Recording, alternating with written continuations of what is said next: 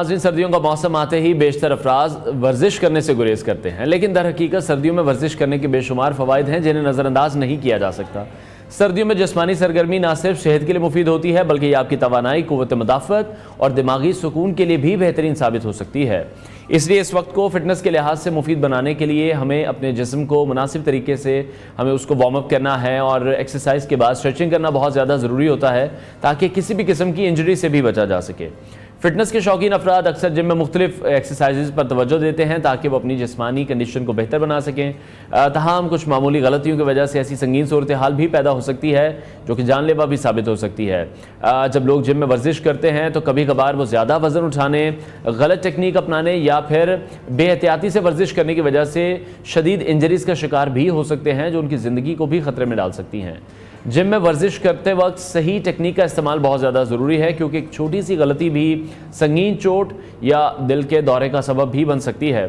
इस हवाले से जो फ़िटनेस कोचेज़ हैं उनकी रहनुमाई बेहद ज़रूरी होती है। इसी मकसद के लिए आज हम अपने प्रोग्राम में एक माहिर फ़िटनेस कोच से इन मामूली गलतियों के बारे में जानेंगे और ये समझेंगे कि इनसे कैसे बचा जा सकता है। फ़िटनेस कोच ज़ैन अली ने हमें स्टूडियोज़ में ज्वाइन किया है, उनसे इस हवाले से मज़ीद बात करेंगे। ज़ैन, बहुत शुक्रिया हमें शो में ज्वाइन करने के लिए। Thank you so much. अच्छा, सबसे पहले तो ये क्या प्रॉब्लम है लोगों की, जैसे सर्दियाँ आती हैं तो एक्सरसाइज करना कम कर देते हैं। लोगों के जहनों में कॉन्सेप्ट ये है कि गर्मियों में ही हम ज़्यादा एक्सरसाइज करेंगे, ज़्यादा स्वेटिंग होगी तो हमें रिजल्ट्स अच्छे मिलेंगे। बेसिकली एक्सरसाइज वैसे बहुत ज़रूरी है, सर्दी हो या गर्मी, एक्सरसाइज आपकी लाइक नेसेसरी है, आपकी लाइफ है। बट अनफॉर्चुनेटली लोगों को लगता है कि सर्दियों में एक्सरसाइज मतलब कोई बेनिफिट्स नहीं है और वो नहीं निकलते और जिम खाली होना शुरू हो जाते हैं, ठीक है। जबकि सर्दियों में एक्सरसाइज करने के बेनिफिट्स हैं और अच्छे खासे बेनिफिट्स हैं। बेसिकली जब आप सर्दियों में एक्सरसाइज करते हैं तो आपका हार्ट हेल्दी रहता है बिकॉज आपके हार्ट को ज़्यादा ब्लड को फ्लो करने के लिए मेहनत करनी पड़ती है क्योंकि आपको पता है विंटर है, बॉडी का टेम्परेचर डाउन है, तो हार्ट को ज़्यादा ब्लड पंप करने के लिए ज़्यादा मेहनत करनी पड़ेगी। और आपके लिए आप ऑफकोर्स हर इंसान एक्सरसाइज करता है ताकि उसका हार्ट हेल्दी रहे। तो अगर जब हार्ट को ज़्यादा मेहनत करनी पड़ेगी तो ऑफकोर्स आपका हार्ट हेल्दी रहेगा। सेकेंडली ये बात है कि सर्दियों में क्योंकि हम लोग बाहर कम निकलते हैं बिकॉज ऑफ विंटर होते हैं, हम बैठना पसंद करते हैं रज़ाइयों के अंदर, उसकी वजह से जो नुकसान ये होता है कि हमारी जो बॉडी है वो स्टिफ रहती है, हमारे जॉइंट्स में पेन निकल आती है क्योंकि हम एक्टिविटी नहीं कर रहे होते, कोई एक्सरसाइज नहीं कर रहे होते।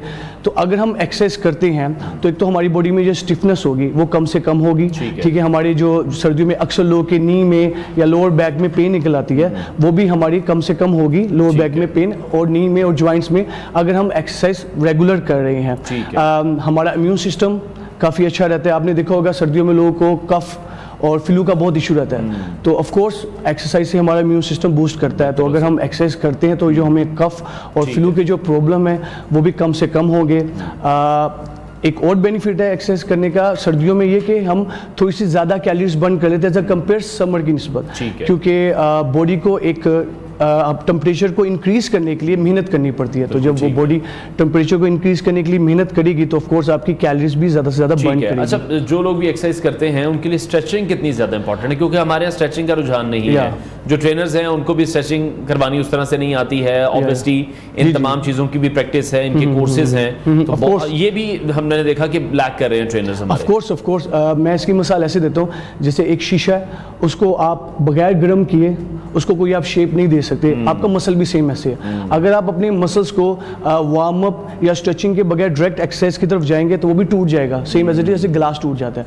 तो आपको सबसे पहले स्ट्रेचिंग करना ज़रूरी है, ठीक है ना, ताकि आपके मसल्स को पता हो कि आप कुछ करने लगे हैं, ठीक है। अगर आप स्ट्रेचिंग नहीं करते और आप डायरेक्ट एक्सरसाइज की तरफ जाते हैं तो आपको ऑफ कोर्स इंजरी बहुत बुरी हो सकती है। वार्म अप होना चाहिए। वार्म अप एंड स्ट्रेचिंग आपकी बहुत मेन चीज़ है, ये सबसे मेन चीज़ है जो सिखाई जाती है एक्सरसाइज में, कि पहला रूल यही है कि आपको वार्म अप करना चाहिए ताकि आपका ब्लड जो है फ्लो करे आपके पूरे बॉडी के अंदर, ठीक है। सेकंड, आपको स्ट्रेचिंग करनी चाहिए ताकि आपके मसल्स रेडी हो जाएं एक्सरसाइज के लिए।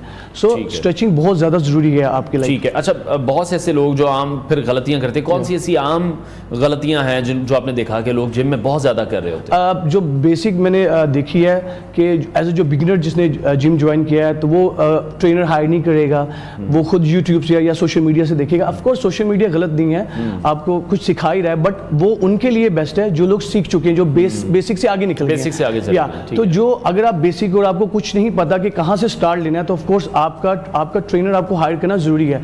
जैसे एक स्टूडेंट बगैर टीचर के सब्जेक्ट पास नहीं कर सकता, वैसे ही अगर आप ट्रेनर हायर नहीं करोगे तो आप ना तो अपना गोल अचीव कर सकोगे, आप इंजरीज भी करवाओगे, आपको अपने न्यूट्रिशन का पता भी नहीं होगा, तो आपको सही एक रास्ता नहीं मिलेगा।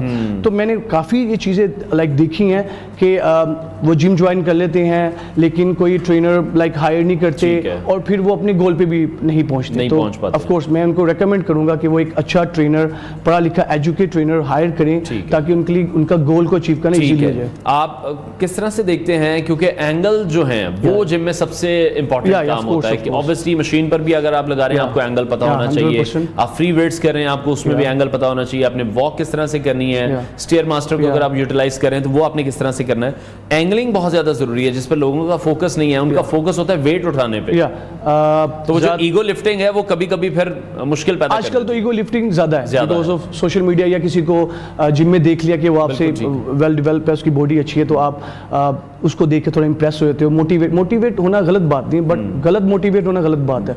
आपको बेस का पता होना चाहिए कि आपने वेट नहीं उठाना, आपने बेस अपनी टेक्निक और आपकी फॉर्म बेहतर होनी चाहिए। अगर आपकी टेक्निक और फॉर्म बेहतर नहीं होगी और आपका बस यही माइंड होगा कि मैंने हैवी वेट उठाना है, तो आपको फिर बहुत ज़्यादा इंजरी हो सकती है और जो आपको लॉन्ग टर्म लेकर जा सकती है। तो आपका सबसे पहले आपको लर्न करना पड़ेगा कि फॉर्म क्या है और आपकी टेक्निक क्या है, और सेम बात कि आपको उसके लिए भी ट्रेनर हायर करना पड़ेगा, बिल्कुल ताकि वो आपको आपकी फॉर्म के ऊपर, आपकी टेक्निक के ऊपर काम करें। देन आप फिर Aahista Aahista gradually weight increase करें, ठीक है ना, और वो ज़्यादा आपके लिए बेहतर, ना कि आपको अभी फॉर्म का नहीं पता, टेक्निक का नहीं पता, आप डायरेक्ट जाकर वेट उठा लेते हैं, तो वो आपके लिए बहुत ज़्यादा खतरनाक साबित हो सकता है। स्पेसिफिकली सर्दियों के लिए कौन सी एक एक्सरसाइज है जो आप कहते हैं कि यार वो हर किसी को करनी चाहिए, मतलब जो हमारे जॉइंट्स के लिए बहुत बेहतर हो, हमारे जॉइंट्स उसमें एक्टिव रहें, क्योंकि सर्दियों में हम कहीं ना कहीं फिर सोल हो जाते हैं।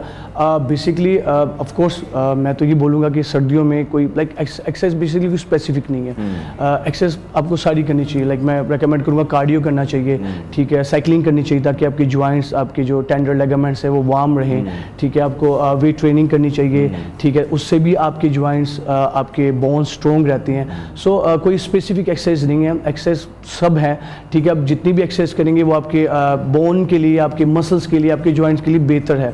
तो मैं यही रिकमेंड करता हूँ अपने क्लाइंट्स को भी और जो भी मुझसे बात करते हैं इस बारे में कि आप एक्सरसाइज हर किसी के लिए लाइक सेम है। अच्छा, एक हमारे यहाँ ये बड़ी प्रॉब्लम है कि भाई अगर हमने वेट कम करना है तो बस हम ट्रेडमिल पर चढ़ जाएं और कोई हमें ट्रेडमिल से ना उतारे।